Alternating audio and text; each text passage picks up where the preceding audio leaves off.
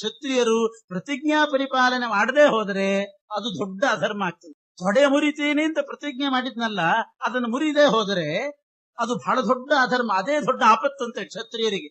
ಕ್ಷತ್ರಿಯರಿಗೆ ಬೇರೆ ಯಾವ ಆಪತ್ತು ಅಲ್ಲ, ಇದು ಒಂದು ರೀತಿ ಮುಖ್ಯವಾದ ಆಪತ್ತೆ ಕ್ಷತ್ರಿಯರಿಗೆ. ಮಾಡಿದ ಪ್ರತಿಜ್ಞೆಯನ್ನು ಪರಿಪಾಲನೆ ಮಾಡಲಿಲ್ಲ ಅಂದ್ರೆ ದೊಡ್ಡ ಆಪತ್ತು. ಯಾಕೆ ಅಂದ್ರೆ, ಯಾರೋ ಬ್ರಾಹ್ಮಣರನ್ನ ನಾನು ರಕ್ಷಣೆ ಮಾಡ್ತೀನಿ ಅಂತ ಪ್ರತಿಜ್ಞೆ ಮಾಡ್ತಾರೆ, ಆ ಪ್ರತಿಜ್ಞೆ ಪಾಲನೆ ಮಾಡ್ತಾರೆ ಅಂತ ನಿಯಮ ಇಲ್ಲ. ಯಾಕೆ, ಎಷ್ಟೋ ಸಲ ಪ್ರತಿಜ್ಞಾ ಪಾಲನೆ ಮಾಡದೆ ಬಿಟ್ಟು ಬಿಟ್ರೆ ಅವಾಗ ಇವರಿಗೆ ಅವ್ರ ಮೇಲೆ ಅವಿಶ್ವಾಸ ಬರ್ತದೆ. ಇವರು ಕ್ಷತ್ರಿಯರು ಎಷ್ಟೋ ಸಲ ಪ್ರತಿಜ್ಞೆ ಮಾಡ್ತಿರ್ತಾರೆ, ಸುಮ್ಮನೆ ಆಶ್ವಾಸನೆ ಕೊಡ್ತಿರ್ತಾರೆ, ಹೋಗ್ತಿರ್ತಾರೆ, ಅದು ನಡೆಸೋದಿಲ್ಲ ಬಿಡೋದಿಲ್ಲ ಅನ್ಸ್ಬಿಡ್ತದೆ. ಆಶ್ವಾಸನೆ ಕೊಡೋದು ಅಂತ ಇರ್ತದಲ್ಲ, ಹಂಗೆ ಈ ಕ್ಷತ್ರಿಯರು ಅಂತ ತಿಳ್ಕೊಂಡ್ಬಿಡ್ತಾರೆ. ಅವ್ರ ಮೇಲೆ ಏನ್ ವಿಶ್ವಾಸ ಬರ್ತಿದೆ ಬ್ರಾಹ್ಮಣರಿಗೆ. ಆದ್ರಿಂದ ಏನಾದ್ರೂ ಪ್ರತಿಜ್ಞಾ ಪರಿಪಾಲನೆ ಮಾಡಿದ್ರೆ ಆ ಪ್ರತಿಜ್ಞಾ ಪರಿಪಾಲನೆ ಕ್ಷತ್ರಿಯರಿಗೆ ಮುಖ್ಯ ಧರ್ಮ. ಪರಮಾತ್ಮನೂ ಹಂಗೆ ಇಟ್ಕೊಂಡಿದ್ದಾನಂತ. ಅದಕ್ಕೊಂದ್ಸಲ ಪರಮಾತ್ಮ ಏನ್ ಮಾಡಿದ, ಸ್ವಾರಸ್ಯವಾಗಿ ಹೇಳ್ತಾರೆ. ಅರ್ಜುನನ ಹತ್ರ ಗೀತೋಪದೇಶ ಮಾಡುವಾಗ ಒಂದು ಪ್ರತಿಜ್ಞೆ ಮಾಡಿಸಿದ್ನಂತ. ಅರ್ಜುನ, ನೀನೊಂದು ಪ್ರತಿಜ್ಞೆ ಮಾಡು ಅಂದ ಕೃಷ್ಣ.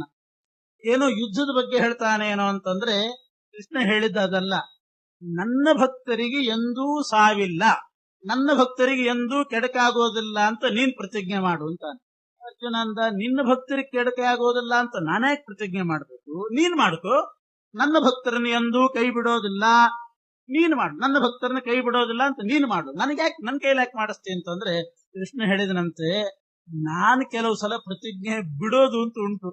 ನಾನು ಎಷ್ಟೋ ಸಲ ಪ್ರತಿಜ್ಞೆ ಮಾಡಿದ್ರೆ ಬಿಟ್ಟು ಬಿಟ್ಟದ್ದು ಉಂಟು. ಈ ಪ್ರತಿಜ್ಞೆನೂ ಮಾಡಿ ಆಮೇಲೆ ಇದನ್ನು ಬಿಟ್ಟು ಬಿಟ್ರೆ ಅದಾಗಬಾರ್ದು. ಆದ್ರಿಂದ ನೀನ್ ಪ್ರತಿಜ್ಞೆ ಮಾಡು. ನೀನ್ ಪ್ರತಿಜ್ಞೆ ಮಾಡಿದ್ರೆ ನಂದೊಂದು ನಿಯಮ ಇದೆ, ನನ್ನ ಪ್ರತಿಜ್ಞೆಯನ್ನಾದ್ರೂ ಬಿಡ್ತೇನೆ, ಭಕ್ತರ ಪ್ರತಿಜ್ಞೆಯನ್ನು ಪೂರೈಸ್ತೇನೆ ಅಂತ ನನ್ನ ಪ್ರತಿಜ್ಞೆ. ಆದ್ರಿಂದ ನೀನ್ ಮಾಡಿಬಿಡು. ಕೃಷ್ಣನ ಭಕ್ತರಿಗೆ ಕೆಡಕಿಲ್ಲ ಅಂತ ನೀನು ಮಾಡಿಬಿಟ್ರೆ ಅವಾಗ ನಿನ್ ಪ್ರತಿಜ್ಞಾ ಪರಿಪಾಲನೆ ಆಗೇ ಆಗ್ತದೆ. ನಾನ್ ಮಾಡಿಸ್ತೀನಿ. ಸ್ವನಿಯಮಪಹಾಯ ಮತ್ ಪ್ರತಿಜ್ಞಾಂ ಋತಮಧಿಕರ್ತುಮವಪ್ಲುತೋ ರಥಸ್ಥ.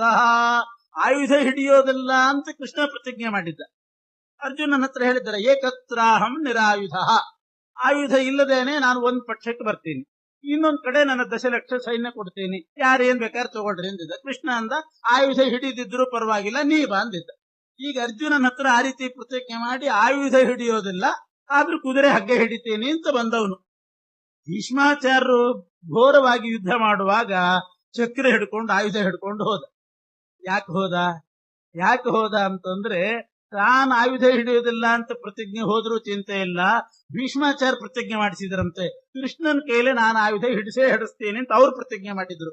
ಅವ್ರ ಪ್ರತಿಜ್ಞೆ ಸತ್ಯ ಆಗ್ಲಿ ಅಂತಂದ ಚಕ್ರ ಹಿಡ್ಕೊಂಡು ಹೋಗಿದ್ರು. ಇದು ಮೇಲ್ನೋಟದ ಅರ್ಥ. ಇವಾಗೂ ಕೃಷ್ಣ ಎಂದೆಂದೂ ಮಾತು ಬಿಡ್ತಾನೆ, ಸತ್ಯವಾಕ್ ಅವನ ಪ್ರತಿಜ್ಞೆ ಭಂಗ ಮಾಡಿಕೊಂಡ ಅಂತ ತಿಳ್ಕೋಬಾರ್ದು. ಅವನ ಪ್ರತಿಜ್ಞೆಗೆ ಬೇರೆ ಅರ್ಥ ಇತ್ತು. ಆಯುಧ ಹಿಡ್ಕೊಳ್ಳೋದಿಲ್ಲ ಅಂತ ಪ್ರತಿಜ್ಞೆ ಮಾಡಿದ್ರೆ ಭೀಷ್ಮಾಚಾರ್ಯ ಪ್ರಸಂಗವೊಂದನ್ನು ಬಿಟ್ಟು ಬೇರೆ ಕಡೆ ಆಯುಧ ಹಿಡ್ಕೊಳ್ಳೋದಿಲ್ಲ ಅಂತ ಅವನ ಮಾತಿನ ನಿಜವಾದ ಅರ್ಥ ಹಂಗೆ. ಆದ್ರಿಂದ ಈ ಸಂದರ್ಭದಲ್ಲಿ ಹಿಡ್ಕೊಂಡ. ಮೇಲ್ನೋಟಕ್ಕೆ ನೋಡುವಾಗ ಭಕ್ತರ ಪ್ರತಿಜ್ಞೆ ಮುಖ್ಯ, ನನ್ನ ಪ್ರತಿಜ್ಞೆ ಕೈ ಬಿಟ್ಟರೂ ಬಿಡ್ತೇನೆ ನಾನು ಅಂತ, ಭೀಷ್ಮರ ಪ್ರತಿಜ್ಞೆ ಸತ್ಯ ಆಗಬೇಕು ಅಂತ ಚಕ್ರ ಹಿಡಿದ್ನಂತೆ.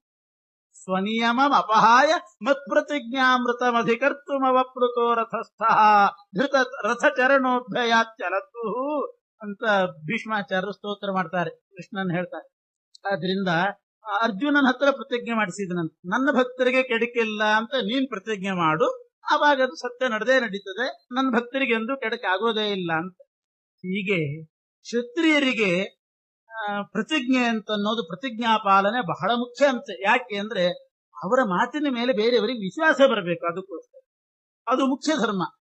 ಗದಾಯುದ್ಧ ನಿಯಮ ಮೀರಿದ ಅದು ಅಧರ್ಮ ಆಯ್ತು, ಪರವಾಗಿ ಸಣ್ಣ ಅಧರ್ಮ ಅಂತ. ಹೀಗೆ ಸಣ್ಣ ಅಧರ್ಮ ಮಾಡಿದರೂ ಕೂಡ ಮುಖ್ಯ ಧರ್ಮ ಪರಿಪಾಲನೆ ಮಾಡಿದ್ರೆ ಅದರಿಂದ ಅಧರ್ಮ ಅಂತ ಅನಿಸ್ಕೊಳ್ಳೋದೇ ಇಲ್ಲ. ಒಂದು ಬಕೀಟ್ ಹಾಲಿನಲ್ಲಿ ಒಂದು ಹನಿ ನೀರು ಹಾಕಿದ್ರೆ ಅದು ನೀರು ಅಂತ ಅನಿಸ್ಕೊಳ್ಳೋದಿಲ್ಲ, ನೀರೇ ಹಾಲಾಗ್ತದೆ. ನೀರೇ ಹಾಲು. ದಾಸರು, ಜಗನ್ನಾಥ ದಾಸರು ಹರಿಕಥಾಮೃತಸಾರದಲ್ಲಿ ಈ ದೃಷ್ಟಾಂತ ಕೊಟ್ಟಿದ್ದಾರೆ. ಒಂದು ಜಲವೆಂದು ಹಾಲಿನ ರಾಶಿಗೆ ಬಿದ್ದರೆ ಅದು ಹೇಗೆ ನೀರೇ ಹಾಲಾಗಿ ಬಿಡ್ತದೋ ಆ ರೀತಿ ಈಶತ್ ಅಧರ್ಮ ಭಕ್ತರು ಮಾಡಿದಾಗ ಅದು ಧರ್ಮನೇ ಆಗಿಬಿಡ್ತದೆ ಅಂತ ಧರ್ಮರಾಜನ ಹತ್ರ ಹೇಳ್ತಾ ಇದ್ದಾನೆ. ಅಂತೂ ಭೀಮ ಏನ್ ಮಾಡಿದ ಅಂತ ಅಲ್ಲೂ ಹೇಳಲಿಲ್ಲ, ಒಟ್ಟು ಹಿಂಗ್ ಕ್ರಮ ಇದೆ ಅಂತ ಹೇಳ್ತಿದ್ದಾನೆ. ಇವೆಲ್ಲ ಧರ್ಮ ಸೂಕ್ಷ್ಮ ಅಂತ ಕೃಷ್ಣ ಉಪದೇಶ ಮಾಡ್ತಿದ್ದಾನೆ. ಅಂತೂ ಪ್ರತಿಜ್ಞಾ ಪರಿಪಾಲನೆ ಮಾಡಬೇಕು ಅಂತ ಹೇಳಿ ಭೀಮ ತೊಡೆ ಮುರಿದ ಅಂತ ಇಷ್ಟ ಹೇಳಿ. ಮತ್ತೆ ಲೋಕದೃಷ್ಟಿಯಿಂದ ಭೀಮ ನಿಯಮ ಭಂಗ ಮಾಡಿದ ಅಂತ ಯಾರಿಗಾದ್ರೂ ಅನಿಸಿದ್ರೆ ಅಜ್ಞರು ದೃಷ್ಟಿಯಲ್ಲಿ ಅಜ್ಞರು ತಿಳ್ಕೊಳ್ಳಿ ಆಪದ್ಧರ್ಮ ಭೀಮ ಮಾಡಿದ ಅಂತ ಸಮಾಧಾನ ಮಾಡ್ಕೋತಾರೆ. ಅಜ್ಞ ಜನರು ಭೀಮನ ಪರಾಕ್ರಮ ಭೀಮನ ಪ್ರಭಾವ ಗೊತ್ತಿಲ್ದಿದ್ದವರು ಇಷ್ಟು ಸಮಾಧಾನ ಮಾಡ್ಕೊಳ್ಳಿ. ಏನು, ಭೀಮನಿಗೆ ಆಪತ್ತು ಬಂತು, ಇಲ್ದಿದ್ರೆ ತಾನೇ ಸಾಯ್ತಿದ್ದ, ಆದ್ರಿಂದ ಆಪದ್ಧರ್ಮ ಅಂತ ಅವನ ತೊಡೆಗೆ ಹೊಡೆದ ಅಂತ ಅಜ್ಞರು ಹಂಗೆ ತಿಳ್ಕೊಳ್ಳಿ, ಪ್ರಭಾವ ಗೊತ್ತಿಲ್ದಿದ್ದವರು ಅಂತ. ಇಷ್ಟು ಮೂಗಮ್ಮಾಗಿ ಧರ್ಮರಾಜನ ಹತ್ರ ಇಷ್ಟೇ ಹೇಳಿಬಿಟ್ಟ ಹೊರತು ನಿಜವಾಗಿಯೂ ಭೀಮ ಏನು ಮಾಡಿದ ಅಂತ ಹೇಳಲಿಲ್ಲ. ಇಷ್ಟು ಹೇಳಿದ್ರೂ ಕೂಡ ತಸ್ಮಾತ್ ಸ ಧರ್ಮ ಏವಾಯಂ ಭೀಮಚೀರ್ಣ ಇತಿ ಬ್ರುವನ್ ಅಪಿ ಸಂಶಯಿನಂ ಚಕ್ರೆ ಧರ್ಮರಾಜಂ ಜಗತ್ಪತಿ. ಇಷ್ಟು ಹೇಳಿದ್ರು ಕೂಡ ಅಪಿ ಸಂಶಯಿನಂ ಚಕ್ರೆ, ಇಷ್ಟು ಹೇಳಿಯೂ ಅವನು ಒಳಗಡೆ ನಿಂತುಕೊಂಡು ಅವನಿಗೆ ಏನ್ ನಡೆದಿದೆ ಅನ್ನೋದು ಖಾತ್ರಿ ಗೊತ್ತಾಗದಂತೆ ಅವನಿಗೆ ಒಂದು ರೀತಿ ಸಂದಿಗ್ಧ ಪರಿಸ್ಥಿತಿಯಲ್ಲಿ ಮುಳುಗು ಹಾಗೆ ಮಾಡಿಬಿಟ್ಟ. ಧರ್ಮರಾಜನನ್ನೂ ಸಂದಿಗ್ಧ ಪರಿಸ್ಥಿತಿಯಲ್ಲಿ ಮುಳುಗಿಸಿಬಿಟ್ಟ. ಬಲರಾಮನಿಗೂ ಕೂಡ ಭೀಮನ ವಿರೋಧ ಮಾಡೋ ಹಾಗೆ ಮಾಡಿದ ಕೃಷ್ಣ. ಯಾಕೆ ಹೀಗೆ ಮಾಡ್ತಿದ್ದಾನೆ ಅವರಿಗೆ? ನಿಜವಾಗಿಯೂ ಭೀಮ ಏನು ಮಾಡಿದ ಅಂತ ಹೇಳ್ಬಿಡ್ಬೇಕೇ ಬೇಡವೆ? ಅದು ಹೇಳಲಿಲ್ಲ. ಯಾಕೆ ಸಂಶಯ ಬರೋ ಹಾಗೆ ಮಾಡಿದ ಅಂತಂದ್ರೆ, ಭೂಭಾರ ಹರಣ ಆಯ್ತಲ್ಲ, ಭೂಭಾರ ಹರಣ ಆಯ್ತು, ದುರ್ಯೋಧನಾದಿಗಳ ಕೌರವರ ವಧೆ ಆಯ್ತು, ಇದರಿಂದ ಬಂದಿರೋ ಪುಣ್ಯ ಪೂರ್ತಿ ಭೀಮನಿಗೆ ಸೇರ್ಬೇಕು, ಪೂರ್ತಿ ಭೀಮನಿಗೆ ಸೇರ್ಬೇಕು. ಅವರ ಪುಣ್ಯನೇ ಇವ್ರಿಗೆ ಸೇರೋ ಹಾಗೆ ಮಾಡಿದ್ದಾನೆ. ಧರ್ಮರಾಜಾದಿಗಳ ಪುಣ್ಯನೇ ಇವ್ರಿಗೆ ಸೇರೋ ಹಾಗೆ ಮಾಡಿದ್ದಾನೆ ಕೃಷ್ಣ. ಅಂದಮೇಲೆ ಈ ಭೂಭಾರ ಹರಣದ ಪುಣ್ಯ ಅಂತೂ ಪೂರ್ತಿ ಭೀಮನಿಗೆ ಬರಬೇಕು ಅಂತ ಹೇಳಿ ಅವರಿಗೆ ಸಂಶಯ ಬರೋ ಹಾಗೆ ಮಾಡಿದ್ನಂತೆ. ಏನ್ ಸಂಬಂಧ ಅಂದ್ರೆ, ಇವನು ಧರ್ಮ ಮಾಡಿದ್ದಾನೆ ಅಂತಲೇ ಅವರು ತಿಳ್ಕೊಂಡು ಬಿಟ್ರೆ, ಇವನನ್ನು ಏನೂ ವಿರೋಧ ಮಾಡದೇ ಇದ್ರೆ, ಭೀಮನ ಮೇಲೆ ಏನೂ ಸಂಶಯ ಪಡದೇ ಇದ್ರೆ, ಆವಾಗ ಭೀಮ ಮಾಡಿದ ಭೂಭಾರ ಹರಣದ ಪುಣ್ಯ ಬಲರಾಮನಿಗೆ ಸ್ವಲ್ಪ ಹೋಗ್ತಿತ್ತಂತೆ, ಧರ್ಮರಾಜನಿಗೆ ಸ್ವಲ್ಪ ಹೋಗ್ತಿತ್ತಂತೆ. ಯಾಕೆ ಅಂದ್ರೆ, ಶಿಷ್ಯರು ಏನಾದ್ರೂ ಪುಣ್ಯ ಕರ್ಮ ಮಾಡಿದರೆ ಆ ಶಿಷ್ಯರು ಮಾಡಿದಂತಹ ಕರ್ಮದಲ್ಲಿ, ಈಗ ಶಿಷ್ಯರು ಒಂದು ಪಾಠ ಹೇಳಿ ಒಬ್ಬರಿಗೆ ಮಂಗಳ ಮಾಡಿದ್ರು ಅಂತ ಇಟ್ಟುಕೊಳ್ರಿ. ನಮ್ಗೆ ಯಾರೋ ನಮ್ಮ ಗುರುಗಳು ಒಬ್ರು ಮಾಡಿರ್ತಾರೆ, ಪಾಠ ಹೇಳಿ ಮಂಗಳ ಮಾಡಿರ್ತಾರೆ. ಆ ಗುರುಗಳು ನಮಗೆ ಪಾಠ ಹೇಳಿದ್ರು, ನಾವು ಇನ್ನೊಬ್ಬರಿಗೆ ಪಾಠ ಹೇಳಿ ಅವರಿಗೆ ಮಂಗಳ ಮಾಡಿ ಒಂದು ಕಾರ್ಯ ಮಾಡಿದ್ವಿ ಅಂತಂದ್ರೆ ಅದರಿಂದ ಏನು ಪುಣ್ಯ ಬಂತು, ಈ ಪುಣ್ಯದಲ್ಲಿ ಇಷ್ಟು ಭಾಗ ಗುರುಗಳಿಗೆ ಅಂತ ಸೇರ್ತದೆ, ಗುರುಗಳಿಗೆ ಸೇರ್ತದೆ. ಶಿಷ್ಯಾದ ಅಷ್ಟಗುಣಂ ಪುಣ್ಯಂ ಅಂತ 8 ಪಟ್ಟು ಅವರಿಗೆ ಹೋಗಿ ಸೇರ್ತಿರ್ತದೆ. ಭೀಮ ಈಗ ಬಲರಾಮ ಗುರು, ಭೀಮನಿಗೆ ಬಲರಾಮ ಗದಾವಿದ್ಯೆ ಹೇಳಿಕೊಟ್ಟ ಗುರು. ಆದ್ರಿಂದ ಭೀಮ ಭೂಭಾರ ಹರಣ ಮಾಡಿದ ಪುಣ್ಯ ಬಲರಾಮನಿಗೆ ಹೋಗಿ ಸೇರಿಬಿಡ್ತಿತ್ತು, ಪೂರ್ತಿ ಭೀಮನಲ್ಲೇ ಉಳಿಲಿ, ಅದಕ್ಕೆ ಅವನೇ ಯೋಗ್ಯ, ಬಲರಾಮ ಯೋಗ್ಯ ಅಲ್ಲ.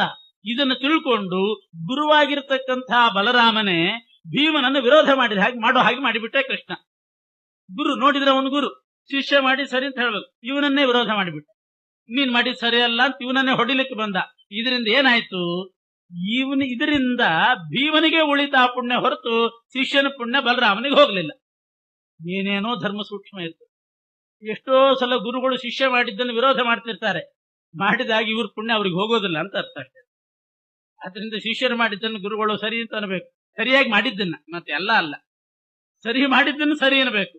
ಸರಿ ಮಾಡಿದ್ದನ್ನು ಕೂಡ ಶಿಷ್ಯನ ಮೇಲೆ ಯಾರ್ದೋ ಮಾತು ಕೇಳಿ ಇನ್ಯಾರೋ ಚುಚ್ಚು ಕೊಡ್ತಾರೆ, ಅವ್ರ ಮಾತು ಕೇಳಿ ಶಿಷ್ಯನ್ನೇ ವಿರೋಧ ಮಾಡಿಬಿಟ್ರೆ, ನೀನ್ ಹಿಂಗ್ ಮಾಡಬಾರ್ದಾಗಿತ್ತು ಹಂಗೆ ಹಿಂಗೆ ಅಂತ ಇದರಿಂದ ಬರೋ ಪುಣ್ಯ ಅವನಿಗೆ ತಪ್ತದ, ಆ ಗುರುವಿಗೆ ತಪ್ತದ ಅಷ್ಟೇ. ಬಲರಾಮನಿಗೆ ಭೂಭಾರ ಹರಣದ ಪುಣ್ಯ ತಪ್ಪಲಿ ಅಂತ ಕೃಷ್ಣ ಬಲರಾಮ ವಿರೋಧ ಮಾಡಿದ ಹಾಗೆ ಮಾಡೋ ಹಾಗೆ ಮಾಡಿಬಿಟ್ಟಂತೆ. ಅಣ್ಣನಾದ್ರಿಂದ ಧರ್ಮರಾಜನು ಗುರುವೇ, ಅವನಿಗೂ ಕೂಡ ಹಿರಿಯಣ್ಣನಿಗೂ ಸ್ವಲ್ಪ ಸೇರ್ತಿತ್ತು, ಅವನು ಪ್ರಚೋದನೆ ಮಾಡಿ ಕಳಿಸುವವನು, ಯುದ್ಧದಲ್ಲಿ ಇದಕ್ಕೆಲ್ಲ ನಾಯಕ ಅವನೇ ಆಗಿದ್ನಲ್ಲ. ಆದ್ರಿಂದ ಅವನಿಗೂ ಕೂಡ ಪುಣ್ಯ ಬರ್ತಿತ್ತು, ಅದು ತಪ್ಪಲಿ ಭೀಮನಿಗೆ ಉಳಿಲಿ ಅಂತ ಹೇಳಿ ಕೃಷ್ಣ ಹಾಗೆ ಮಾಡಿದ್ನಂತೆ. ಭೂಭಾರ ಕ್ಷಿತಿಜೋ ಧರ್ಮ ಮತ್ ಶುಶ್ರೂಷಾತ್ಮಕಶ್ಚಯ ಭೀಮಸ್ಯೈವ ಭವೇತ್ ಸಮ್ಯಕ್ ಇತಿ ಬುದ್ಧ್ಯಾ ಪರಪ್ರಭು. ಬಹಳ ಸೂಕ್ಷ್ಮ, ಧರ್ಮ ಸೂಕ್ಷ್ಮ. ಈ ರೀತಿ ಇದೆಲ್ಲ ನಮ್ಮ ಜೀವನದಲ್ಲಿ ಅಳವಡಿಸ್ಕೊಳ್ಳಿಕ್ಕೆ ಬರ್ತದೆ ಇಂತಹ ಸೂಕ್ಷ್ಮವನ್ನ. ಇದರಿಂದ ನಮಗೆ ಸಂದೇಶ ಇದೆ, ನಾವು ಹೇಗೆ ಬದುಕಬೇಕು, ಹೇಗೆ ವರ್ತನೆ ಮಾಡಬೇಕು ಅನ್ನೋದನ್ನ ತಿಳ್ಕೊಳ್ಬೇಕು. ಸೇನೈವ ಬಲಭದ್ರಾಯ ಜನಾಯ ಚ ಪುನಃ ಪುನಃ ಶ್ರುತ್ವಾಪ್ಯುಕ್ತಂ ನತತ್ಯಾಜ ಸಂಶಯಂ ಧರ್ಮಜೋ ಯತಃ. ಹೀಗೆ ಧರ್ಮರಾಜ, ಅವನಿಗೂ ಸಂಶಯ ಉಳಿತು, ಬಲರಾಮನಿಗೂ ಹಾಗೆ ಆಯಿತು. ಧರ್ಮೇಣ ಇವ ಹತೋ ರಾಜ ಧರ್ತರಾಷ್ಟ್ರಸ್ಯ ಯೋಧನಃ. ಅದು ಹಾಗಾದ್ರೆ ಈಗ ನಮಗೂ ಸಂದೇಹ ಬಂತು, ಈಗೆಲ್ಲ ಅವ್ರಿಗಿರ್ಲಿ, ನಿಜವಾಗೂ ಭೀಮ ನಾಭಿಯಿಂದ ಹೊಕ್ಕಳಿನಿಂದ ಕೆಳಗೆ ಹೊಡೆದ್ನೋ ಹೇಗೆ ಅಂತಂದ್ರೆ ಆಚಾರ್ಯ ಹೇಳ್ತಾರೆ, ಭೀಮ ಯಾವ ರೀತಿ ಹೊಡೆದಿದ್ದಾನೆ ಅಂತಂದ್ರೆ, ಎಲ್ಲಿ ಹೊಡೆದಿದ್ದಾನೆ ನೋಡು. ಏನ್ ಪ್ರತಿಜ್ಞೆ ಮಾಡಿದ್ದ? 2 ತೊಡೆ ಮುರಿತೀನಿ ಅಂತ ಪ್ರತಿಜ್ಞೆ ಮಾಡಿದ್ದ. 2 ತೊಡೆಗೆ ಹೊಡಿತೀನಿ ಅಂತ ಏನ್ ಪ್ರತಿಜ್ಞೆ ಮಾಡಿದ್ದಿಲ್ಲ, ತೊಡೆ ಮುರಿತೀನಿ ಅಂತ ಪ್ರತಿಜ್ಞೆ ಮಾಡಿದ, ಮುರಿದ. ಆದ್ರೆ ಹೊಡೆದದ್ದು ತೊಡೆಗೆ ಹೊಡೆದ ಅಂತ ಎಲ್ರೂ ತಿಳ್ಕೊಂಡ್ರು. ಬಲರಾಮನಿಗೂ ಹಂಗೆ ಕಾಣಿಸ್ತು. ಆದ್ರೆ ಭೀಮ ಹೊಡೆದದ್ದು ಎಲ್ಲಿ ಅಂತಂದ್ರೆ ಅವನು ವಂಚನೆ ಮಾಡ್ಲಿಕ್ಕೆ ಆ ಸಿಂಹದಂತೆ ಸೊಂಟ ಮೇಲ್ ಮಾಡಿ ನಿಂತಾಗ ಆ ಬೆನ್ನಿನ ಬುಡದಲ್ಲಿ ನಾಭಿ ಹೊಕ್ಕಳೇನಿರ್ತದೆ ನೇರವಾಗಿ ಹೊಕ್ಕಳಿಗೆ ಹಿಂಭಾಗ ಬೆನ್ನಿನ ಬುಡಕ್ಕೆ ಅಲ್ಲಿ ಹೊಡೆದಂತೆ. ಶಕ್ತಿ ಮೂಲ ಅಂತ ಕರೀತಾರೆ ಅದಕ್ಕೆ. ಅಲ್ಲಿ ಹೊಡೆದಂತೆ. ಅದು ಯಾವುದು ಆ ವಾದಿರಾಜರು ಬರೀತಾರೆ, 2 ತೊಡೆ ಇರ್ತದಲ್ಲ, 2 ತೊಡೆಯ ಎಲುಬುಗಳು ಹೋಗಿ ಹೀಗೆ ಒಟ್ಟಾಗಿ ಅದು ಒಂದು ಜಾಯಿಂಟ್ ಆಗಿರ್ತಕ್ಕಂಥ ಸ್ಥಳ ಅಂತ. 2 ಎಲುಬುಗಳು ಸೇರಿದ ಜಾಗ ಅದು. ನಾಭಿಗೆ ಸರಿಯಾಗಿ ಹಿಂಭಾಗದಲ್ಲಿ ಸೇರಿರ್ತದಂತೆ. ಭೀಮಸೇನ ದೇವರು ಈ ರಹಸ್ಯ ತಿಳ್ಕೊಂಡು ಅಲ್ಲಿ ಹೊಡೆದಿದ್ದಾರೆ. ನಾಭಿಯ ಮೇಲೂ ಹೊಡಿಲಿಲ್ಲ. ಯಾಕೆ? ನಾಭಿಯ ಮೇಲೆ ಹೊಡಿಬಹುದು, ಯುದ್ಧ ನಿಯಮ. ಅಲ್ಲಿ ಹೊಡೆದಿದ್ರೆ ತೊಡೆ ಮುರಿಯೋದಿಲ್ಲ. ನಾಭಿ ಮೇಲೆ ಹೊಡೆದ್ರೆ ಕೈ ಮುರಿತದೆ, ಸೊಂಟ ಮುರಿತದೆ, ಬೇರೆ ಅದಕ್ಕೆ ಸರಿಯಾಗಿ ನಾಭಿಯ ಹಿಂಭಾಗದಲ್ಲಿ ಬೆನ್ನಿನ ಬುಡದಲ್ಲಿ ಹೊಡೆದ. ಅದು 2 ತೊಡೆಯ ಎಲುಬು ಸೇರಿತ್ತು. ಅಲ್ಲಿ ಹೊಡೆದದ್ದಕ್ಕೆ 2 ತೊಡೆ ಎಲುಬುಗಳು ಮುರಿದು ಹೋಯ್ತು. 2 ತೊಡೆ ಎಲುಬು ಮುರಿಯುವಂತೆ 2 ಜಾಯಿಂಟ್ ಆಗಿರೋ ಜಾಗದಲ್ಲಿ ಭೀಮ ಹೊಡೆದಿದ್ದಾನೆ. ಆದ್ರಿಂದ ನಾಭಿಯ ಕೆಳಗೂ ಹೊಡಿಲಿಲ್ಲ, ನಾಭಿಯ ಮೇಲೂ ಹೊಡಿಲಿಲ್ಲ. ಸರಿಯಾಗಿ ಗದಾಯುದ್ಧದ ನಿಯಮಕ್ಕೆ ಒಂದು ಸ್ವಲ್ಪನೂ ಚ್ಯುತಿ ಬರಲಿಲ್ಲ. ಗದಾಯುದ್ಧ ನಿಯಮ ಇರೋದೇನು? ನಾಭಿಯ ಕೆಳಗಡೆ ಹೊಡಿಬಾರದು, ನಾಭಿ ಕೆಳಗಡೆ ಹೊಡಿಲೇ ಇಲ್ಲ. ಆದ್ರೆ 2 ತೊಡೆಗಳನ್ನ ಮುರಿದ. ಅದು ಮುರಿಬೇಕಾಗಿದ್ರೆ ಎಲ್ಲಿ ಹೊಡಿಬೇಕು ಅಂತ ಗೊತ್ತು. ಎಲ್ಲೂ ಬೀಳಬೇಕು, ಮರ ಬೀಳಬೇಕು ಅಂತಂದ್ರೆ ಮೇಲೆ ಹೊಡೆಯೋದಲ್ಲ, ಬುಡಕ್ಕೆ ಏಟ್ ಹಾಕಿಬಿಟ್ರೆ ಇಡೀ ಮರ ಬೀಳ್ತದೆ. ಎಲ್ಲಿ ಹೊಡೆದ್ರೆ ಯಾವ್ದು ಬೀಳ್ತದೆ, ಯಾರಿಗೆ ಏಟ್ ಹಾಕಿದ್ರೆ ಯಾರಿಗೆ ಎಫೆಕ್ಟ್ ಆಗ್ತದೆ, ಇದನ್ನೆಲ್ಲ ತಿಳ್ಕೊಂಡಿರ್ಬೇಕು.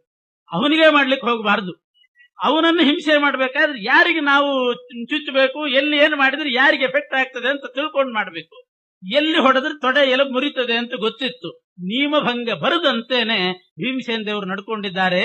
ಆದ್ರಿಂದ ಯಾವುದೇ ರೀತಿಯಾಗಿರತಕ್ಕಂಥ ಶಕಾರದಷ್ಟು ಕೂಡ ಅಧರ್ಮ ಭೀಮನಿಂದ ನಡೆದಿಲ್ಲ. ಆದ್ರೆ ಇಷ್ಟನ್ನ ಪುಣ್ಯಾತ್ಮ ಹೇಳ್ಬೇಕೋ ಬೇಡ ಕೃಷ್ಣ? ಇಲ್ವೋ, ನಾಭಿ ಕೆಳಗೆ ಹೊಡೆದೇ ಇಲ್ಲ, ತೊಡೆ ಮುರಿದಿದಾನಷ್ಟೇನೆ. ಹೊಡೆದದ್ದು ನಾಭಿ ಮಧ್ಯಕ್ಕೆ ಹೊಡೆದ. ನಾಭಿ ಮಧ್ಯಕ್ಕೆ ಅಂದ್ರೆ ಎದುರುಗಡೆ ಅಲ್ಲ, ಹಿಂಭಾಗದ ಬೆನ್ನಿನ ಬುಡಕ್ಕೆ, ನಾಭಿಯ ಸರಿಸಮಾನ ಹಿಂಭಾಗದಲ್ಲಿ. ಅಲ್ಲಿ ಅಂತ ಸ್ಪಷ್ಟ ಹೇಳಲಿಲ್ಲ. ಲೋಕದೃಷ್ಟಿಯಿಂದ ಆಪದ್ಧರ್ಮ ಅಂತ ಒಂದಿರ್ತದೆ. ಆಪದ್ಧರ್ಮ ಅಂದ್ರೆ ಬಹಳ ಆಪತ್ತು ಬಂದಾಗ, ಪ್ರಾಣ ಸಂಕಟ ಬಂದಾಗ ಏನಾದ್ರೂ ಸ್ವಲ್ಪ ಅಧರ್ಮ ಮಾಡಿದ್ರೆ ತಪ್ಪಲ್ಲ. ಉಷಷ್ಟಿ ಚಾಕ್ರಾಯಣ ಅಂತ ಒಬ್ಬ ಋಷಿಗಳಿದ್ರು. ಎಲ್ಲ ಕಡೆ ಅತಿವೃಷ್ಟಿಯಾಗಿ ಬರೇ ಮಳೆ ಬಂದು ಬೆಳೆ ಬೆಳೆದಿದ್ದಿಲ್ಲ ಅಂತ. ಅತಿವೃಷ್ಟಿಯಾಗಿ ಬರಗಾಲ ಬಂದಾಗ ಅವ್ರಿಗೆ ತಿನ್ಲಿಕ್ಕೆ ಇಲ್ಲ ಅಂತ ಆಯ್ತು. ಯಾವ್ದಾದ್ರೂ ಒಂದು ದೇಶಕ್ಕೆ ಹೋಗ್ತೀನಿ, ಆಹಾರ ಹುಡ್ಕೊಂಡು ಹೋಗ್ತೀನಿ ಅಂತ ಹೊರಟು. ಹೋಗ್ಲಿಕ್ಕೂ ಸಾಧ್ಯವಿಲ್ಲದಷ್ಟು ನಿಶಕ್ತಿ ಆಯ್ತಂತ ಅವ್ರಿಗೆ. ಆಹಾರವೇ ಇಲ್ಲ. ಹೊರದೇಶಕ್ಕೆ ಇನ್ನೊಂದು ಊರಿಗೆ ಹೋಗಿ ಏನಾದ್ರೂ ಧಾನ್ಯ ತರೋಣ ಅಂತನ್ನುವಷ್ಟು ಶಕ್ತಿ ಇಲ್ಲ. ದಾರಿಯಲ್ಲಿ ಯಾರೋ ಒಬ್ಬ ಚಂಡಾಲ ಒಂದಿಷ್ಟು ಉದ್ದಿನ ಕಾಳುಗಳನ್ನ ಬೇಯಿಸಿ ತಿಂತಾ ಇದ್ನಂತೆ. ಉದ್ದಿನ ಕಾಳು ಅವನಿಗೆ ಆದಷ್ಟು ಸಿಕ್ಕಿತ್ತು, ತಿಂತಾ ಇದ್ದ, ಎಂಜಲು ಮಾಡಿದ್ದ. ಈ ಋಷಿಗಳು ಹೋಗಿ ಅವನ ಹತ್ರ, ನನಗೊಂದಿಷ್ಟು ಉದ್ದಿನ ಕಾಳು ಕೊಡು, ತ್ರಾಣ ಇಲ್ಲ, ನಡಿಲಿಕ್ಕೆ ಹೆಜ್ಜೆ ಇಡ್ಲಿಕ್ಕೆ ತ್ರಾಣ ಇಲ್ಲ, ಮುಂದಿನ ದೇಶಕ್ಕೆ ಹೋಗಿ ಆಹಾರ ತರಬೇಕು ಅಂತ ಕೊಟ್ಟನಂತೆ ಕರುಣೆಯಿಂದ. ಅದಷ್ಟು ತಿಂದ್ರು, ಅವನು ಕೊಟ್ಟಷ್ಟು ತಿಂದ್ರು. ಸ್ವಲ್ಪ ಚೈತನ್ಯ ಬಂತು. ಅವನು ಚರ್ಮದ ಚೀಲದಲ್ಲಿ ನೀರಿಟ್ಟುಕೊಂಡಿದ್ನಂತೆ. ನೀರ್ ತಗೋ ಕುಡಿಲಿಕ್ಕೆ ಅಂತ ಕೊಟ್ಟು. ನಿನ್ ನೀರ್ನ ಕುಡಿಬಾರದು ನಾನು ಅಂದ್ರಂತೆ. ಹೆಂಗಿದೆ ನೀನ್ ಮುಟ್ಟಿದ ನೀರು ಕುಡಿಬಾರದು ಅಂದ್ರಂತೆ. ಸಿಟ್ಟು ಬಂತ ಅವನಿಗೆ. ಇಲ್ಲ, ನಾನ್ ಎಂದಲು ಮಾಡಿದ ಉದ್ದಿನ ಕಾಳು ಇಸ್ಕೊಂಡು ತಿಂತೀರಿ, ನೀರ್ ಕುಡಿಯೋದಿಲ್ಲ ಅಂತಾರಲ್ಲ ಅಂತಂದ್ರೆ, ಅದು ಸ್ವಲ್ಪ ಅಧರ್ಮ ಮಾಡ್ಲಿಕ್ಕೆ ಪರವಾನಗಿ ಇದೆ, ಸ್ವಲ್ಪ ಅಧರ್ಮ ಮಾಡ್ಲಿಕ್ಕೆ ಪರ್ಮಿಷನ್ ಇದೆ. ನೀರು ಕುಡಿದ್ರೆ ಪೂರ್ತಿ ಅಧರ್ಮ ಆಗ್ತದೆ. ಈಗ ಅತಿವೃಷ್ಟಿ, ಬೇಕಾದಷ್ಟು ನೀರು ಎಲ್ಲಾ ಕಡೆ ನದಿ ತುಂಬಿ ಹರಿತಾ ಇದೆ. ಈಗಿರುವಾಗ ನಾನ್ ನಿನ್ನ ಹತ್ರ ನೀರು ಕುಡಿಬೇಕಾಗಿಲ್ಲ. ಬೆಳೆ ಇದ್ದಿಲ್ಲ, ಬರಗಾಲ ಬಂದಿತ್ತು, ಅದಕ್ಕೆ ಇದನ್ನಿಟ್ಟುಕೊಂಡ್ರೆ ದೋಷ ಇಲ್ಲ, ಅದರಿಂದ ಇಸ್ಕೊಂಡೆ ಅಂತ ಧರ್ಮ ಸೂಕ್ಷ್ಮ ಹೇಳಿದ್ರಂತೆ. ಹೀಗಿರ್ತದೆ, ಆಪದ್ಧರ್ಮ ಅಂತ ಇರ್ತದೆ. ಆದ್ರಿಂದ ಆಪದ್ಧರ್ಮ ಅಂತ ಹೇಳಿ ಭೀಮಸೇನ ಮಾಡಿದ ಅಂತ ಭೀಮನ ಪ್ರಭಾವ ಗೊತ್ತಿಲ್ಲದಿದ್ದವರು ಸಮಾಧಾನ ಮಾಡ್ಕೊಳ್ಳಿ. ಆದ್ರೆ ನಿಜವಾಗಿಯೂ ಭೀಮನ ಪ್ರಭಾವ ಗೊತ್ತಿದ್ದವರು ಪ್ರತಿಜ್ಞಾ ಪರಿಪಾಲನೆಗೋಸ್ಕರ ಮುರಿದ, ಹಂಗ್ ತಿಳ್ಕೋಬೇಕು. ಪ್ರತಿಜ್ಞಾ ಪರಿಪಾಲನೆ, ಅದರಿಂದ ಕೆಳಗಡೆ ಹೊಡೆದ ತಪ್ಪಲ್ಲ. ಯಾಕೆ? ಪ್ರತಿಜ್ಞಾ ಪರಿಪಾಲನೆ ಮುಖ್ಯ ಧರ್ಮ, ಅದನ್ನ ಪರಿಪಾಲನೆ ಮಾಡಿದ ಅಂತ ಆ ರೀತಿ ತಿಳ್ಕೊಳ್ಬೇಕು. ನಿಜವಾದ ವಸ್ತುಸ್ಥಿತಿ ಏನು ಅಂತಂದ್ರೆ, ಕೆಳಗಡೆ ಹೊಡೆದೇ ಇಲ್ಲ, ಹೊಡೆದೇ ಇಲ್ಲ, ಸರಿಯಾಗಿ ಆ 2 ಎಲುಬು ಸೇರಿದ ಜಾಗಕ್ಕೆ ಹೊಡೆದಿದ್ದಾನೆ ಅನ್ನೋದು ಮುಖ್ಯವಾಗಿರತಕ್ಕಂಥದ್ದು. ಹೀಗೆ ಶ್ರೀಮದಾಚಾರ್ಯರು ಭೀಮನ ಬಗ್ಗೆ ಏನೊಂದು ಗದಾಯುದ್ಧ ಸಂದರ್ಭದಲ್ಲಿ ಯಾರಿಗಾದ್ರೂ ಸಂದೇಹ ಬರೋದಿದೆ, ಅದನ್ನು ಸ್ಫುಟವಾಗಿ ಪರಿಹಾರ ಮಾಡಿದ್ದಾರೆ. ಈ ರಹಸ್ಯ ನಮಗೆ ಹೇಳಿದ್ರು ಅಲ್ಯಾಕೆ ಹೇಳಲಿಲ್ಲ? ಬಲರಾಮನಿಗೆ ಮತ್ತು ಧರ್ಮರಾಜನಿಗೆ ಯಾಕೆ ಹೇಳಲಿಲ್ಲ ಅನ್ನುವಂತಹ ಸೂಕ್ಷ್ಮವನ್ನು ಕೂಡ ತಿಳಿಸ್ತಾರೆ. ಅವ್ರು ಹೇಳಿಬಿಟ್ರೆ ಅವರು ವಿರೋಧ ಮಾಡ್ತಿದ್ದಿಲ್ಲ. ವಿರೋಧ ಮಾಡ್ಲಿಲ್ಲ ಅಂದ್ರೆ ಇವನ್ ಪುಣ್ಯ ಅವ್ರಿಗೆ ಸೇರ್ತಿತ್ತು, ಸೇರಬಾರ್ದು ಅಂತ ಹಂಗ್ ಮಾಡಿದ್ರು. ಎಷ್ಟು ಅದ್ಭುತ. ಪುನಃ ಪುನರ್ಧರ್ಮತ ಏವ ಭೀಮೋ ಜಘಾನ ರಾಜಾನಮಿತಿ ಬ್ರುವಂತಂ ಜಗಾದ ಕೃಷ್ಣಂ ಸ್ಫುರಿತಾಧರೋಷ್ಠ ಕ್ರೋಧಾತ್ಸು ಪಾಪೋ ಧೃತರಾಷ್ಟ್ರಸೂನು. ಮತ್ತೆ ಮತ್ತೆ ಇದನ್ನೇ ಒತ್ತಿ ಹೇಳಿದ್ನಂತ. ಯಾರ್ಯಾರಿಗೆ ಸಂದೇಹ ಬಂತೋ ಎಲ್ರಿಗೂ ಇದೇ ಹೇಳ್ತಿದ್ದ. ಇವ ಪಾಪಿಗಳನ್ನು ಹಾಕೊಂಡ್ರು ಚಿಂತೆ ಇಲ್ಲ. ಇವನು ಪಾಪಿ, ಧರ್ಮದಿಂದಲೇ ಭೀಮ ಕೊಂದಿದ್ದಾನೆ, ಇವಂದೇ ಇವನೇ ಪಾಪಿ. ಇದು ಪಾಪಿ ಅಂತ ಹೇಳಿದ್ ಕೇಳಿ ಅವನಿಗೆ ಸಿಟ್ಟು ಬಂದ್ಬಿಡ್ತು ದುರ್ಯೋಧನನಿಗೆ. ಇನ್ನು ಪ್ರಾಣ ಹೋಗಿದ್ದಿಲ್ಲ, ಇನ್ನೂ ಅವನು ಮಾಡೋ ಕೆಲಸ ಬಹಳ ಇದೆ. ಕೆಲವರು ಬಿದ್ದಲ್ಲೇ ಮಾಡಿಬಿಡ್ತಾರೆ. ಬಿದ್ದಲ್ಲೇನೆ ಇನ್ನೂ ಅವನು ಮಾಡೋ ಕೆಲಸ ಬಹಳಷ್ಟಿದೆ. ಆದ್ರಿಂದ ಅವನು ಸಾಧನೆ ಆಗ್ಬೇಕಲ್ಲ. ಅದಕ್ಕೆ ಅವನಿಗೆ ಅವನ ಪ್ರಾಣ ಹೋಗಿದ್ದಿಲ್ಲ, ಸ್ವಲ್ಪ ಉಳಿಸಿದ್ದ. ಅವನಿಗಿನ್ನು ಸಿಟ್ಟು ಬಂದು ಬಾಯಿ ಬಂದಾಗ ಬೈತಿದ್ದಾನಂತೆ ಕೃಷ್ಣನ್ನ. ಬಿದ್ದಲ್ಲೇ ತೊಡೆ ಮುರ್ಕೊಂಡು ಬಿದ್ದವನು ಕೃಷ್ಣನ್ ಬೈತಿದ್ದಾನೆ.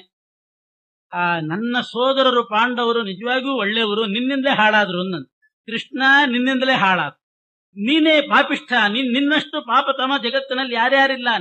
ಹೀಗೆಲ್ಲ ಕೃಷ್ಣನ್ನ ಭೀಷ್ಮಾದಿ ಹತ್ಯಾಪಿ ತವೈವ ಪಾಪಂ, ಭೀಷ್ಮಾದಿಗಳೆಲ್ಲ ಸತ್ರಲ್ಲ, ಆ ಪಾಪ ನಿನಗೆ ಸೇರ್ತದೆ. ಯದನ್ವಯುಸ್ತ್ವಾಮಿತಿ ಪಾಪ ನಿಶ್ಚಯಂ ಪಾಪಂಚ ಪಾಪಾನುಗತಂಚ ಹತ್ವಾ ಕಥಂಚನಾಪ್ಯಸ್ಯ ನಚೈವ ಪಾಪಂ.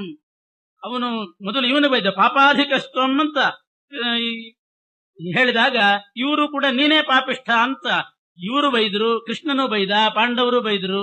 ಅಂತೂ ಮತ್ತೆ ಅವನು ಕೃಷ್ಣನನ್ನೇ ಬೈತಿದ್ದಾನೆ.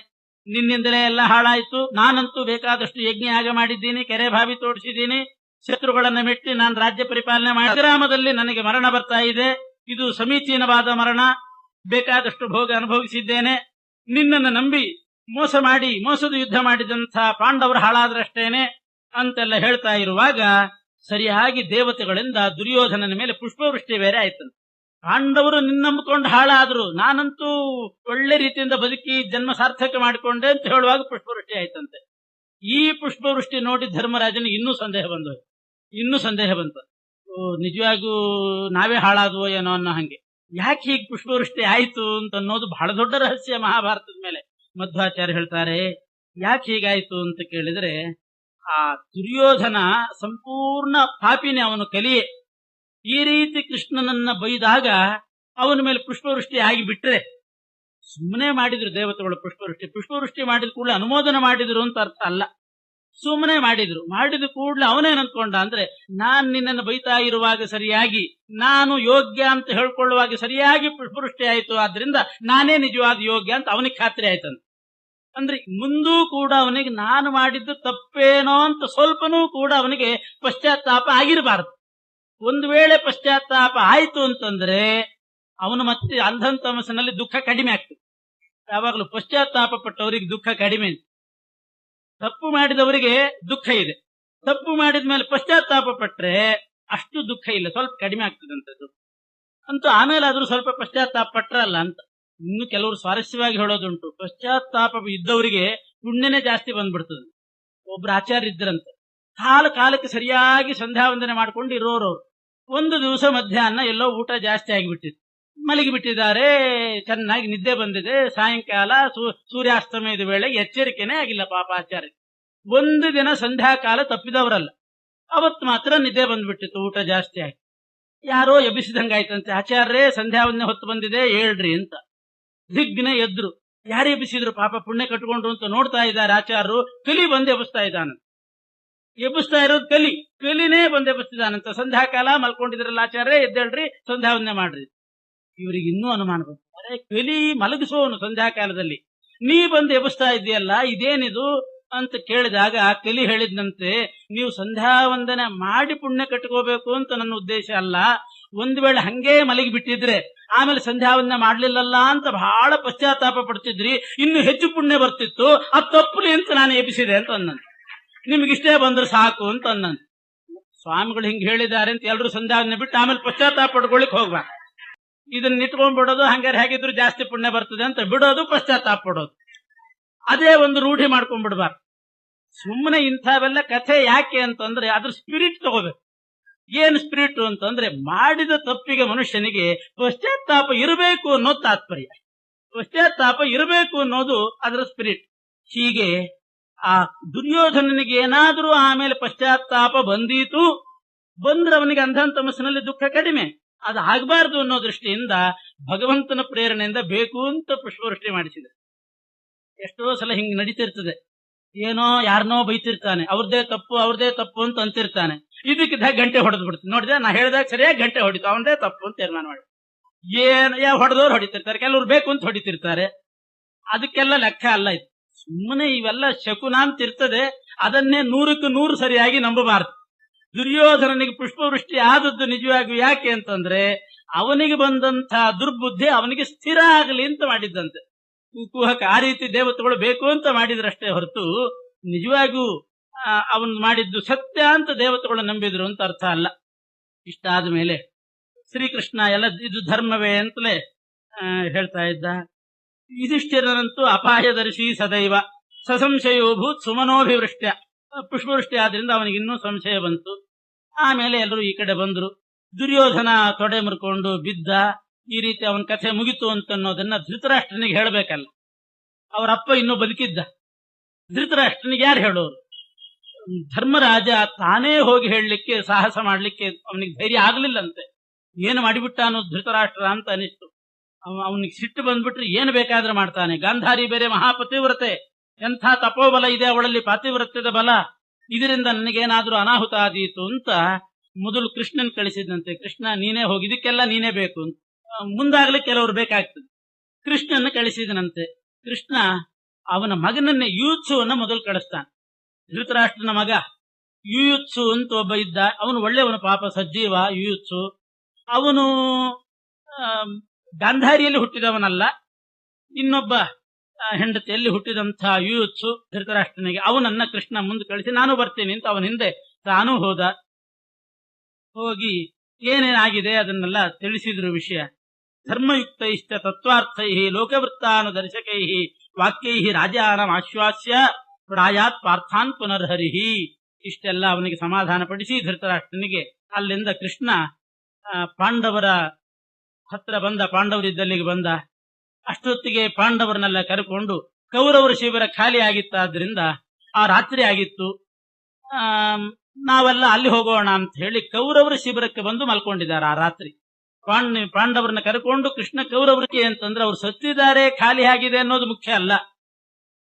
ಆ ಪಾಂಡವರನ್ನ ಕರೆಕೊಂಡು ತಾನು ಕೌರವರ ಶಿಬಿರಕ್ಕೆ ಬಂದಾಗ ಅಲ್ಲಿ ಪಾಂಡವರ ಮಕ್ಕಳೆಲ್ಲ ಅಲ್ಲಿದ್ರು, ಆ ಶಿಬಿರದಲ್ಲಿದ್ರು. ಆ ಉಪ ಪಾಂಡವರ ವಧೆ ಆಗಬೇಕಾಗಿತ್ತು. ಮುಂದೆ ಏನೋ ಒಂದು ದೂರಾಲೋಚನೆ ಇಟ್ಟುಕೊಂಡು ಪಾಂಡವರನ್ನ ಕರೆಕೊಂಡು ಈ ಕಡೆ ಬಂದಿದ್ದಾನೆ. ಈ ಕಡೆ ಏನಾಗಿದೆ ಅಂತಂದ್ರೆ ಅಶ್ವತ್ಥಾಮಾಚಾರ್ಯರು ಆವಾಗ ಓಡಿ ಹೋಗಿದ್ರಲ್ಲ, 2 ಸಲ ಓಡಿ ಹೋಗಿದ್ರು. 17ನೇ ದಿವಸ ದುಶ್ಯಾಸನನನ್ನು ಕೊಲ್ಲುವಾಗ ಭೀಮನ ಶಾರ್ದೂಲ ನೃತ್ಯ ನೋಡಿ ಓಡಿ ಹೋಗಿದ್ರು. ಆಮೇಲೆ ಮತ್ತೆ ಬಂದಿದ್ರು. ಆ ದ್ವೈಪಾಯನ ಸರೋವರದ ತೀರಕ್ಕೆ ಬಂದು ದುರ್ಯೋಧನ ಹತ್ರ ಮಂತ್ರಾಲೋಚನೆ ಮಾಡ್ತಾ ಇದ್ರು. ಪಾಂಡವರು ದುರ್ಯೋಧನ ಹೊಡ್ಕೊಂಡು ಅಲ್ಲಿಗೆ ಬಂದಾಗ ಮತ್ತೆ ಓಡಿ ಹೋಗಿದ್ರು ಅಶ್ವತ್ಥಾಮಾಚಾರ್ಯರು. ಪಾಂಡವರಲ್ಲಿಂದ ಹೋಗಿರಬಹುದು, ಯುದ್ಧ ಎಲ್ಲ ಮುಗಿದ ಮೇಲೆ ಹೋಗಿದ್ದಾರೆ ಅಂತ ಗೊತ್ತಾಗಿ ಮತ್ತೆ ಬಂದ್ರು. ದುರ್ಯೋಧನನ ಹತ್ರ ಪುನಃ ಬಂದು ತೊಡೆ ಮುರ್ಕೊಂಡು ಬಿದ್ದಿದ್ದ. ಆವಾಗ ಬಂದು ಕೇಳ್ತದ ಈವ ಹಾರ್ದಿಕ್ಯ ಕೃಪಾನ್ವಿತೋಯಾತ್ ಸುಯೋಧನಂ ದ್ರೌಣಿರಮಂ ಶಯಾನಂ ಪ್ರಭಗ್ನ ಸಖ್ಯಂಚ ಶೃಗಾಲಭೂತೈ ಸಂಭಕ್ಷ್ಯಮಾಣಂ ದದೃಶೇ ಶ್ವಸಂತಂ. ಕೃತವರ್ಮ, ಕೃಪಾಚಾರ್ಯರು, ಅಶ್ವತ್ಥಾಮ 3 ಜನ ಬಂದ್ರಂತೆ. ಕೃತವರ್ಮ, ಕೃಪಾ, ಅಶ್ವತ್ಥಾಮರು ಬಂದಾಗ ದುರ್ಯೋಧನನ ಪರಿಸ್ಥಿತಿ ಬಹಳ ಶೋಚನೀಯವಾಗಿತ್ತಂತೆ. ತೊಡೆ ಮುರ್ಕೊಂಡು ಬಿದ್ದಿದ್ದಾನೆ. ನರಿ ನಾಯಿಗಳೆಲ್ಲ ಬಂದು ಅವನನ್ನು ಎಳೆದಾಡ್ತಿದ್ವಂತೆ ದುರ್ಯೋಧನನ್ನ. ಆದ್ರೂ ಪ್ರಾಣ ಇದೆ. ಎಂಥ ಪರಿಸ್ಥಿತಿ ನೋಡಿ. ಪ್ರಾಣ ಇದೆ, ನರಿ ನಾಯಿಗಳು ಬಂದು ಸುತ್ತುವರೆದಿದ್ದಾವೆ, ಅವನ ಮೈಯನ್ನ ಕೆಚ್ಚಿ ತಿಂತಾ ಇದ್ದಾವೆ. ಅಷ್ಟಾದ್ರೂ ಉಸಿರಾಡ್ಕೊಂಡು ಹಂಗೆ ಇದ್ದಾನೆ. ಏನ್ ಮಾಡೋದು? ಅದೆಲ್ಲ ಅನುಭವಿಸಬೇಕಾಗಿತ್ತು. ಹೋಗ್ಲಿ ಅಂದ್ರೆ ಹೆಂಗ್ ಹೋಗ್ತದೆ? ಅವನ ಕೈಯಲ್ಲಿಲ್ಲ. ಈ ರೀತಿ ಇದ್ದಂತಹ ಪರಿಸ್ಥಿತಿಯನ್ನ ನೋಡಿ ಸದುಃಖ ಶೋಕಾಭಿಹತೋ ವಿನಿಂದ್ಯ ಪಾರ್ಥಾನ್ ಮಯಾ ಭೂಪ ಕಿಮತ್ರ ಕಾರ್ಯಂ. ಅಶ್ವತ್ಥಾಮಾಚಾರ್ಯ ಬಂದು ಮೊದಲು ಭೀಮನ್ನ ಅರ್ಜುನನ್ನ ಒಂದಿಷ್ಟು ಬೈದ್ರಂತ. ಯಾಕೆಂದ್ರೆ ಇವನಿಗೆ ಸ್ವಲ್ಪ ಸಮಾಧಾನ ಆದೀತು. ಸಜ್ಜನರನ್ನ ಬೈದಾಗೆಲ್ಲ ಕೆಲವರಿಗೆ ಸಮಾಧಾನ ಆಗ್ತದೆ. ಆ ರೀತಿನೇ ಸಮಾಧಾನ ಪಡೋರು ಕೆಲವರಿರ್ತಾರೆ. ಆ ರೀತಿ ದುರ್ಯೋಧನ ಅದರಲ್ಲಿ ಮೊದಲು ಅಗ್ರಗಣ್ಯ. ಆದ್ರಿಂದ ದುಃಖ ಶೋಕಾಭಿತ ಹತನಾಗಿ ಪಾರ್ಥಾನ್ ವಿನಿಂದ್ಯ ಆ ಪಾಂಡವರನ್ನೆಲ್ಲ ಬೈದು ಆಮೇಲೆ ಕೇಳಿದ್ರಂತೆ ಅಶ್ವತ್ಥಾಮಾಚಾರ್ಯರು, ಈಗ ನಾ ಏನ್ ಮಾಡ್ಬೇಕು ಅಂತ, ಏನಾದ್ರೂ ಇದ್ರೆ ಹೇಳು, ನಿನ್ನ ಪ್ರೀತಿಗಾಗಿ ನಾನು ಏನ್ ಮಾಡ್ಲಿ ಅಂತ ಹೇಳಿದಾಗ ದುರ್ಯೋಧನ ಅಶ್ವತ್ಥಾಮಾಚಾರ್ಯರಿಗೆ ಹೇಳ್ತಾನೆ ದುರ್ಯೋಧನ. ಅದು ಮುಂದೆ ಸೌಪ್ತಿಕ ಪರ್ವ ಅಂತ ಪ್ರಾರಂಭ ಆಗ್ತದೆ. ಆ ದುರ್ಯೋಧನ ಅಶ್ವತ್ಥಾಮಾಚಾರ್ಯಗೆ ಏನ್ ಹೇಳಿದ ಅಂತ, ಭೀಮಸೇನ ದೇವರು ಲೋಕಕಂಟಕನಾಗಿದ್ದಂತಹ ಕಲಿಯ ಅಂಶವಾದ ದುರ್ಯೋಧನನ್ನ ಗದಾಪ್ರಹಾರ ಮಾಡಿ ಕೆಳಗಡೆ ಉರುಳಿಸಿದ್ದಾರೆ. ಎರಡೂ ತೊಡೆ ಮುರಿಕೊಂಡು ದುರ್ಯೋಧನ ಬಿದ್ದಿದ್ದಾನೆ. ಯಾವ ರೀತಿ ತೊಡೆ ಮುರಿಯುವ ಹಾಗೆ ಹೊಡೆದ್ರು ಭೀಮಸೇನ ದೇವರು ಅನ್ನೋದನ್ನ ಶ್ರೀಮದಾಚಾರ್ಯರು ನಿರೂಪಣೆ ಮಾಡಿ, ಅದರಲ್ಲಿ ಯಾವುದೇ ವಿಧವಾದಂಥ ಅಧರ್ಮ ನಡಿಲಿಲ್ಲ ಭೀಮನಿಂದ. ಶುದ್ಧ ಧರ್ಮದಿಂದಲೇನೆ ಭೀಮ ಗದಾಯುದ್ಧ ನಿಯಮವನ್ನು ಕೂಡ ಮೀರದೇನೆ ತೊಡೆ ಮುರಿದಿದ್ದಾನೆ ಅನ್ನೋದನ್ನು ಸಮರ್ಥವಾಗಿ ನಿರೂಪಣೆ ಮಾಡಿದ್ರು. ಅನಂತರದಲ್ಲಿ ದುರ್ಯೋಧನನ ತೊಡೆ ಮುರಿದ ಮೇಲೆ ಆ ದಿವಸ ಕೃಷ್ಣ ಪಾಂಡವರ ಜೊತೆಗೆ ಕೌರವರ ಶಿಬಿರಕ್ಕೆ ಬಂದು ಅಲ್ಲಿ ಮಲಗಿದ್ದಾನೆ. ಆ ರಾತ್ರಿ ಯಾಕೆ ಕೃಷ್ಣ ಪಾಂಡವರನ್ನೆಲ್ಲ ಕರೆಕೊಂಡು ಕೌರವರ ಶಿಬಿರಕ್ಕೆ ಬಂದ ಅಂತಂದ್ರೆ, ಆ ಪಾಂಡವರ ಶಿಬಿರದಲ್ಲಿ ಪಾಂಡವರ ಸಂತತಿ ಮಾತ್ರ ಉಳಿಬೇಕು, ಪಾಂಡವರು ಈ ಕಡೆ ಬಂದು ಬಿಡಬೇಕು.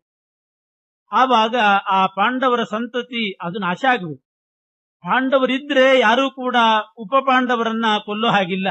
ಅಶ್ವತ್ಥಾಮಾಚಾರ್ಯರಿಂದ ಉಪ ಪಾಂಡವರ ವಧೆ ಆಗಬೇಕು, ಪಾಂಡವರ ಮಕ್ಕಳ ವಧೆ ಆಗಬೇಕು. ಇನ್ನೂ ಕೆಲವರು ಸಾತ್ವಿಕ ಜೀವರಾಶಿಗಳು ಪಾಂಡವರ ಕಡೆಯವರು ಇದ್ರು, ಅವರೆಲ್ಲರ ವಧೆ, ವೀರರ ವಧೆ ಅಲ್ಲಿ ಆಗಬೇಕು. ಪಾಂಡವರು ಮತ್ತು ತಾನು ಅಲ್ಲಿದ್ರೆ ತಮ್ಮ ಸಮಕ್ಷಮದಲ್ಲಿ ಅದು ಆಗೋ ಹಾಗಿಲ್ಲ.